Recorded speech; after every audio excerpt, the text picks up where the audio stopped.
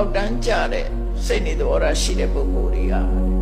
သူ့လိုအောက်တန်းကြပြီးတော့စိတ်နေသဘောထားရှိတဲ့ပုဂ္ဂိုလ်တွေနဲ့ပူးပေါင်းနေတယ်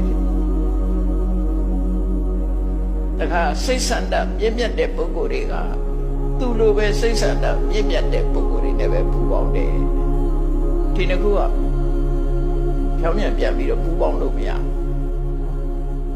စိတ်ထားယုံညံ့တဲ့ပုဂ္ဂိုလ်တွေကစိတ်ထားယုံညံ့တဲ့ပုဂ္ဂိုလ်ချင်းပဲပေါင်းလို့ရတယ်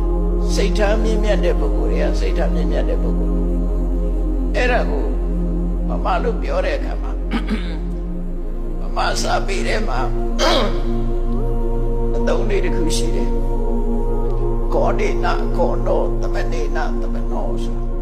ရှင်းတော့သုံးကြတယ်ပေါ့နော်ခုခေတ်တော့သုံးတာနည်းတော့ဆိုတော့တဲ့ဒီဘေကကောဒိနာကောနောဆိုတာ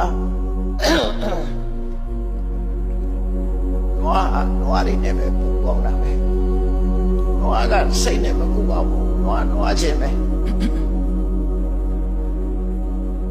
ပေါင်းစုံခြင်းပူပေါင်းခြင်းအကြီးကနွားနဲ့ပဲပူပေါင်းသမနေနာသမနော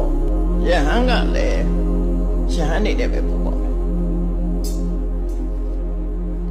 ကောဏိနာကောနောသမနေနာသမနောဆိုတာဝါဒနာတူရစိတ်ဆန္ဒတူရပူပေါင်းကြတယ်ဆိုတဲ့အဓိပ္ပာယ်ကိုသုံးတဲ့စကားလုံးအဲ့ဒါရှင်းတော့သုံးတတ်တယ်အဲ့ဒီရှေးစာအုပ်တွေထဲမှာပါတတ်တယ်ကောဏိနာကောနောသမနေနာသမနောဆိုပါဠိစာပေရရတဲ့အသုံးလေးတစ်ခုဆိုလိုတာကတော့စိတ်ကောင်းရှိတဲ့လူတွေကစိတ်ကောင်းရှိတဲ့လူတွေနဲ့ပေါင်းတယ်စိတ်ကောင်းမရှိတဲ့လူတွေကစိတ်ကောင်းမရှိတဲ့ပုဂ္ဂိုလ်တွေနဲ့ပေါင်းတယ်ဗမာစကားနဲ့ရှင်းရှင်းပြောမယ်ဆိုရင်ဝါဒနာတူရပေါင်းတယ်ဆိုလို့ရှိရင်ဒီခေတ်လူတွေပို့နားလဲလား